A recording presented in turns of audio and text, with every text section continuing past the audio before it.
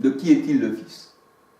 Voyez-vous, c'est pour ça, mais je m'adresse même aux musulmans, eh bien, que le Seigneur, l'Éternel, le Dieu véritable, n'a pas de fils. Fils, ça veut dire simplement, eh bien, Jésus homme, parce qu'en tant qu'homme, eh bien, il a été conçu, cette chair a été conçue de l'Esprit Saint. Mais celui qui était en Jésus-Christ, Jean 6, 57, par laquelle Jésus vivait, lui, c'est lui le Dieu lui-même. Le Jésus, son corps était simplement le temple. Et on l'appelle fils parce qu'il est venu comme un homme. Mais en réalité, la chair ne sert de rien, qu'il dit le Seigneur. C'est l'Esprit qui vivifie. Et la parole de Dieu nous dit, eh bien, il était fils, eh bien, selon l'Esprit Saint. Et je crois que c'est écrit dans Romains 1, verset 4. Je ne veux pas être sûr, mais je crois que c'est dans Romains 1, 4. Fils selon le Saint-Esprit. Voyez-vous, parce que Jésus a été conçu, son corps, pas celui qui était à l'intérieur de lui, son corps, c'est-à-dire le temple, a été conçu du Saint-Esprit. Alors Jésus disait, qu'en pensez-vous, eh bien, du Christ, de qui est-il le Fils? Et les pharisiens lui répondirent, de David. Et Jésus leur dit, comment donc David, animé par l'Esprit Saint, l'appelle Seigneur. Ça veut dire que David, il avait l'Esprit Saint, il avait l'Esprit du Christ, et il l'appelait Seigneur. Alors c'est pour ça que là, Jésus leur dit, comment donc David, animé par l'Esprit Saint, l'appelle-t-il Seigneur? Si donc David l'appelle Seigneur, et bien sûr qu'il est animé de l'Esprit Saint, eh bien, comment peut-il être son fils? Comment je peux être le fils de David? Alors que David, en lui, eh bien, il a mon esprit, voyez-vous. Et là, les pharisiens, bien sûr, eh bien, ils étaient bouchés, ils ne pouvaient pas répondre au Seigneur. Matthieu 22, verset 41 à 45. Matthieu 22, verset 41 à 45. En effet, David avait en lui, eh bien, l'esprit du Christ, et il l'appelait Seigneur. Psaume 51, verset 13. Psaume 51, verset 13. David, comme les apôtres et les enfants de Dieu, reçoivent ses ordres par le Saint-Esprit, qui est l'Esprit du Christ. Acte 16, verset 6, 7, et Acte 1, verset 2. Et la parole de Dieu nous dit, personne ne peut dire, s'il ne parle par l'Esprit de Dieu, que Jésus est anathème, c'est-à-dire que Jésus est maudit. Ben non, si tu as l'Esprit du Christ, tu ne peux pas te contredire en disant qu'il est maudit, puisque en toi, c'est lui qui vit. Ce n'est plus moi qui vis, c'est Christ qui vit en moi, mais il vit par l'Esprit en moi. Donc je ne peux pas dire que Jésus est anathème. Donc nul ne peut dire que Jésus est anathème ou maudit. Hein, et nul ne peut dire que Jésus est le Seigneur, si ce n'est par le Saint-Esprit. Or le Seigneur, eh bien la parole de Dieu nous dit, 2 Corinthiens 3,17, c'est l'Esprit. Nul ne peut dire que Jésus est le Seigneur si ce n'est par le Saint-Esprit. Alléluia. Et nous savons que en nous, eh bien, nous sommes tous abreuvés et baptisés, eh bien, baptisés, oui, pas par Père, Fils, Saint-Esprit, non, mais par un seul esprit. 1 Corinthiens 12, 13. Nous sommes tous baptisés et abreuvés d'un seul esprit. Le Seigneur Jésus-Christ, il est la source d'eau vive. C'est pour ça qu'il dit, venez à moi, vous tous qui avez soif, je vous donnerai une eau qui jaillira en vous jusqu'à dans la vie éternelle. Il est la source d'eau vive. Et la parole de Dieu nous dit, dans Jérémie le 13, eh bien, c'est l'Éternel qui parle, ils m'ont abandonné, moi la source d'eau vive. Et le psaume 63, verset 1-2, eh bien, il nous dit, j'ai soif du Dieu vivant, j'ai soif. Et nous sommes tous abreuvés, eh bien, d'un seul esprit, parce que cet esprit-là, c'est Dieu. Il n'y a pas 36 esprits, il n'y a qu'un seul esprit, un seul Dieu, Jacques 2, 19. Et le premier des commandements, c'est croire qu'il n'y a qu'un seul Dieu. Deutéronome 6, 4. Il n'y a pas 36 dieux, il n'y en a qu'un seul. C'est lui qui a fait toutes choses. Jésus donne, eh bien, l'eau, la vie, le Saint-Esprit en abondance. Jean 7, versets 37 à 39. Alléluia. Donc nous voyons, dans la parole du Seigneur, que Jésus est le pont. Il est le médiateur en tant qu'homme. Jésus homme. 1 Timothée 2, 5. Jésus homme. Il est le médiateur entre Dieu et les hommes. C'est-à-dire entre les hommes et le Saint-Esprit. Et c'est lui qui donne, la parole de Dieu, qui donne le Saint-Esprit. C'est ce que dit Marc 1, 8. C'est ce que Jean-Baptiste disait. Moi, je vous baptise d'eau, mais lui, il vous baptisera dans l'Esprit Saint. Et lui est plus grand que moi. Et vous savez, quand Jésus disait « le Père est plus grand que moi », Jésus parlait en tant qu'homme. Parce que quand on est homme, Jésus homme, 1 Timothée 2,5 et Philippiens 2,5-6 nous dit il a paru comme un homme. Et là, Jésus parlait comme un homme. Et quand il disait « le Père est plus grand que moi », c'est parce que Jésus vivait par le Père, Jean 6,57, et celui qui est en moi est plus grand que tous, eh bien ça veut dire que celui-ci qui faisait du ce corps était plus grand que la chair de Jésus-Christ. Alléluia. Alors voyez-vous là, eh bien on parle du pont. Nul ne vient au Père que par Christ. Alléluia. Si vous n'avez pas le Christ, vous n'avez rien. Si vous ne passez pas par le pont, vous ne pouvez pas aller directement au Père comme ça. Il faut que vous soyez déjà épuré par le sacrifice du Christ. Il faut que vous soyez déjà guidé par la main divine du Christ. Et c'est lui qui vous emmène à la sanctification pour avoir accès au Père. C'est pour ça que le Seigneur Jésus-Christ, il parlait.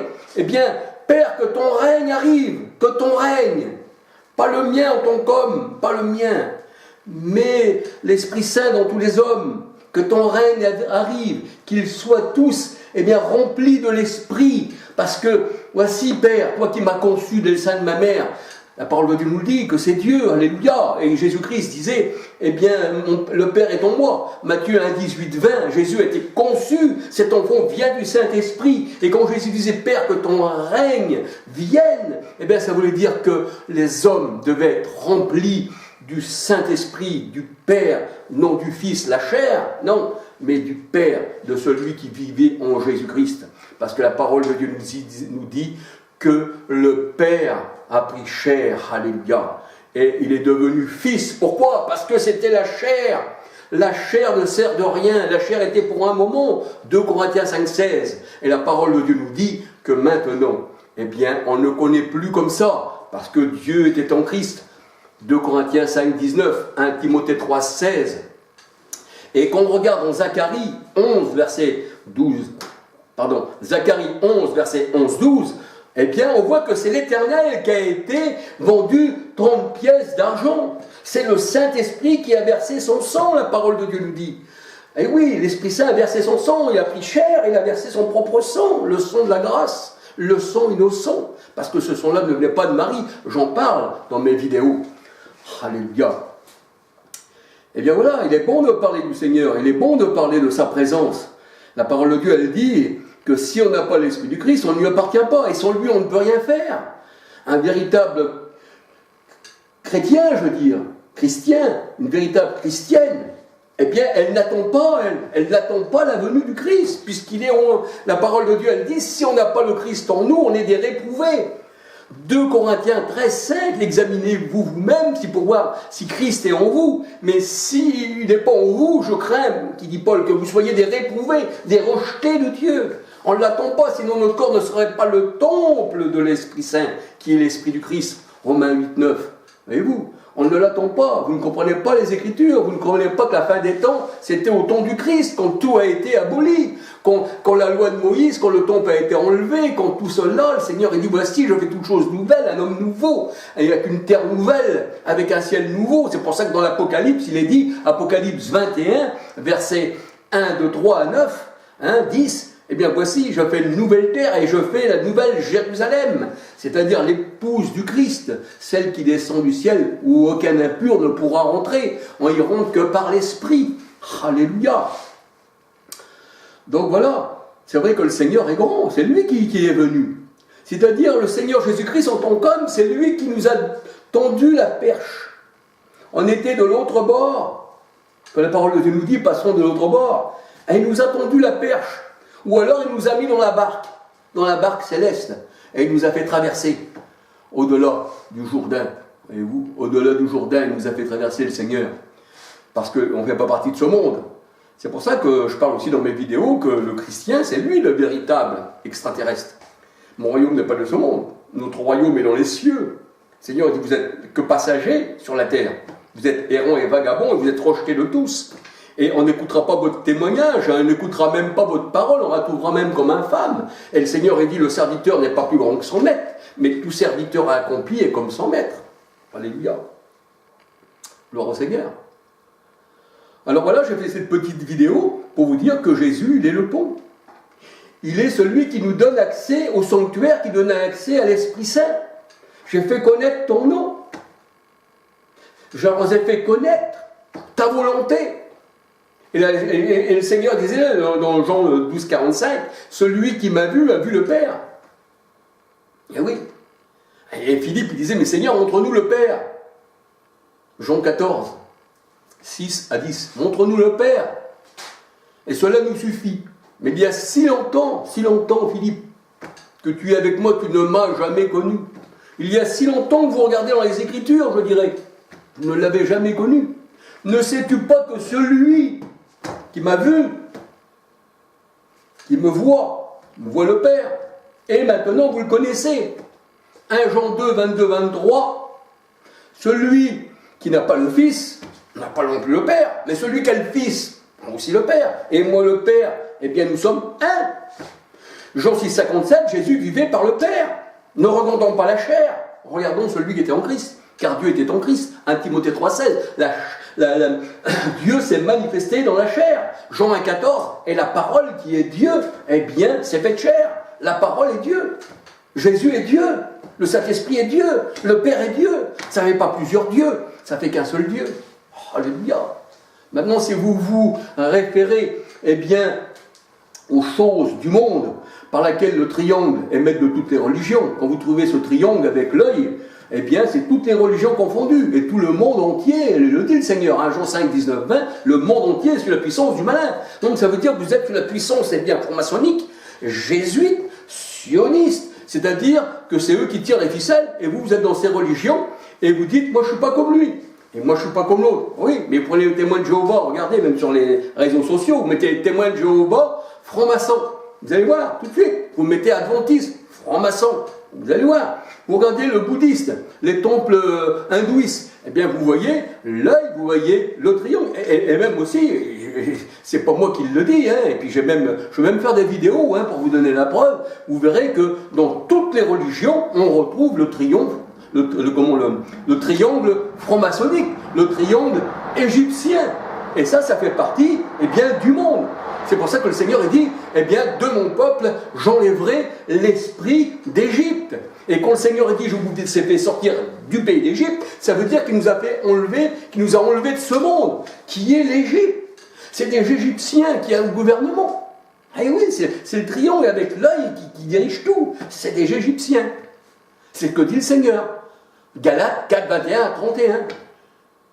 Voyez-vous, Jérusalem actuelle, c'est l'Égypte, c'est Agar, c'est l'Arabie. Apocalypse 11, verset 8, eh bien, c'est Sodome et Gomorre, l'Arabie, c'est l'Égypte, là où le Seigneur a été crucifié. Et il a été crucifié, où Eh bien, à Jérusalem, et la parole de Dieu, elle dit, toi, Jérusalem, eh bien, qui lapide les prophètes. Beaucoup d'appelés, peu d'élus. On ne fait pas partie de ce monde. Si vous me dites, moi, Charles, de où c'est qu'elle est ton assemblée? Ben, je dirais, mon assemblée, elle est céleste. Et le Seigneur, quand il ajoute à l'assemblée céleste, pas une assemblée terrestre qui fait partie du monde. Vous êtes perdus. Vous avez plongé, le Seigneur, il a aveuglé vos yeux. Le Seigneur, il a bouché vos oreilles. Parce que c'est lui qui fait tout ça. Quand vous regardez dans mes vidéos, les démons n'existent pas, ou Dieu Tout-Puissant, dans mes vidéos, vous verrez, je parle avec la parole de Dieu, toujours des versets, eh bien, que c'est le Seigneur qui dirige le monde, et c'est le Seigneur qui bouche les yeux du monde. Il dit, je leur ai donné un esprit d'égarement, un esprit d'étourdissement. Ils ont l'esprit de l'Égypte, et c'est même le Seigneur qui a fait que le monde entier a cette pyramide. Parce que la pyramide, c'est Pharaon, ils adorent les étoiles, la lune, le soleil. Deutéronome 4, 19.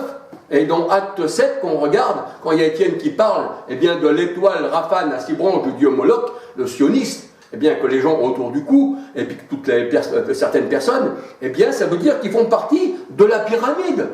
Le protestantisme, c'est la pyramide. Il y a des logos protestants que vous retrouvez avec l'œil d'Horus dans la pyramide. Et dans tout ça, vous trouvez tout ça, ça fait partie de ça. Voyez-vous ?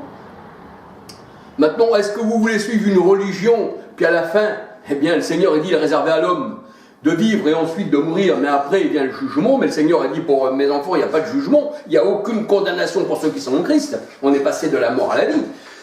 Mais là, eh bien, puisque vous faites partie des religions, que vous ne voulez pas lâcher les religions, parce que vous n'êtes pas des élus, parce que le Seigneur a dit tous ceux qui étaient destinés à la vie éternelle crurent, voyez-vous, eh bien là, ceux-là ont cru au Christ, et le Seigneur leur a donné l'Esprit Saint. Et par l'Esprit Saint, on s'est dégagé des religions. Par l'Esprit Saint, on s'est dégagé du monde.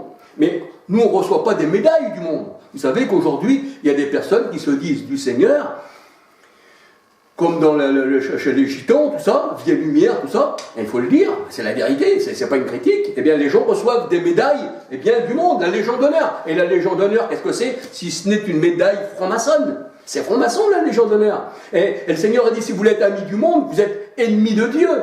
N'ayez aucune part avec le monde. Si le monde vous haït, sachez qu'il m'haït avant vous, voyez-vous. Mais ces gens-là, vu qu'ils font partie du monde, là, le Seigneur a dit, le monde les écoute. Et là, ils sont en foule dans la maison de la grande prostituée. Mais le Seigneur a dit, vous, quand vous parlerez, on écoutera votre parole comme infâme. On dira, cet homme-là, il ne faut pas l'écouter, mais il est carrément détraqué. Parce que la prédication de la croix est folie pour ceux qui périssent. Alléluia. Et oui, ça c'est ça. La prédication, c'était une folie pour ceux qui périssent. Mais Paul, il dit, c'est une gloire pour nous. Et oui, c'est une gloire pour nous de croire au Seigneur. Et le Seigneur, il dit qu'il a choisi les choses folles du monde pour confondre les sages. Allez, les sages, je te loue, Père, de ce que tu as caché ces choses aux sages, aux intelligents, mais que tu l'as révélé aux enfants. Alléluia. Ça, c'est les enfants, pas le Seigneur, il se révèle. À vous, il vous a été donné de connaître le mystère du royaume des cieux. Mais à ceux du dehors, ça ne leur a pas été donné. Ils sont bouchés d'entendement. Ils croiront au mensonge. Et le Seigneur, il le dit en sa parole. 2 Thessaloniciens 2, 10, 11. Eh bien, croire au mensonge, pourquoi? Parce que le Seigneur lui-même, pas un démon, le Seigneur lui-même, il leur a envoyé un esprit pour qu'ils croient au mensonge. Le Seigneur, il dit qu'il leur a envoyé un esprit d'agitation. Deutéronome 28, 28. Deutéronome 28, 28. Je leur ai envoyé un esprit d'agitation. Un esprit de mensonge. Je leur ai bouché les oreilles et je leur ai bouché les yeux. Et ça, c'est le Seigneur qui fait ça. Il n'y a pas autre chose qui peut être plus puissant que l'Éternel. C'est lui qui bénit, c'est lui qui maudit. Deutéronome 28, 1 à 68. C'est lui. Il n'y en a pas un autre. Et il n'y a pas une chose dans le monde sans qu'il se passe que l'Éternel l'ait voulu. Et même ce qui se passe en ce moment, c'est le Seigneur qui le veut. C'est pour ça que pour le monde, eh bien, c'est de la folie tout ça. Mais pour un enfant du Seigneur, qui se confie dans le Seigneur, qui médite sa parole, qui ne dit pas, eh bien, voici, et si et ça, c'est vrai, et si et ça, non. Non, parce que le Seigneur a dit, ne donnez pas foi à tout esprit, mais éprouvez-les pour savoir s'ils sont de Dieu. Et vous? Mais vous n'avez rien éprouvé du tout. Allez-vous vous parler à l'oreille, et vous avez plongé dans l'eau, que c'est même pas biblique. Tous ceux qui ont plongé dans les eaux comme ça, comme dans la mer Rouge, tout ça, ben c'était les Égyptiens qui ont plongé. Au temps de Noé, c'est pareil. Ceux qui ont été immergés, ben c'était les mauvaises personnes. Tout ce qui se trouve immergé comme ça, c'est pas ça. Quand le Seigneur a dit « J'ai ton ma main d'en haut et je te retire des grandes eaux », ça veut dire qu'il nous retire du monde. Parce que les grandes eaux, ça représente le monde. Apocalypse 17, 1, 15. Eh oui, c'est pour ça que les disciples étaient des pêcheurs d'hommes, ils pêchaient dans les grandes eaux. Et le royaume des cieux est comme un filet jeté à la mer. On le tire ce qui est bon, on rejette à la mer ce qui n'est pas bon. Et je ne vis plus de mer, ça veut dire je ne vis plus de monde, Apocalypse. Et je ne vis plus de terre, ça veut dire que le Seigneur a dit là, quand il parle de la terre, il parle de l'homme, parce que celui qui est de la bonne terre, il reçoit une bonne semence, et là ça va grandir dans la bonne terre. Mais le Seigneur a dit dans cette mauvaise terre qui est dure comme du roc, la graine ne poussera pas. Donc l'homme, il est comparé à la terre, il est comparé au ciel. Quand il dit le ciel et la terre doivent passer, eh bien ça c'était l'homme ancien. Et voici je fais une terre nouvelle que j'appelle épouse. Alléluia, c'est formidable. Alors voilà, je vous parlais que le Seigneur Jésus-Christ, il est le pont.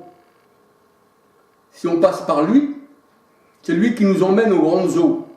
C'est lui qui nous emmène à la source, en tant qu'homme. Et en tant que Dieu, c'est lui qui nous donne la vie éternelle. Alléluia.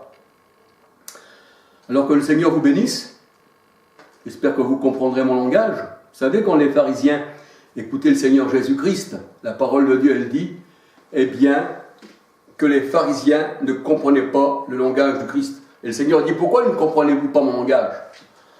Parce que vous êtes du diable, vous êtes de l'adversité, vous êtes du monde. Mais un enfant de Dieu comprend la parole du Seigneur, alléluia. Alors soyez bénis, que le Seigneur vous garde. Je voudrais dire que vous faire une vidéo intéressante la prochaine fois, mais il me faut du temps. Et j'espère que cette vidéo, avec les images que je vais mettre, eh bien, vont pouvoir ouvrir, avec la permission de Dieu, parce que c'est Dieu qui ouvre les yeux, eh bien, ouvrir les yeux de ceux qui verront cette vidéo.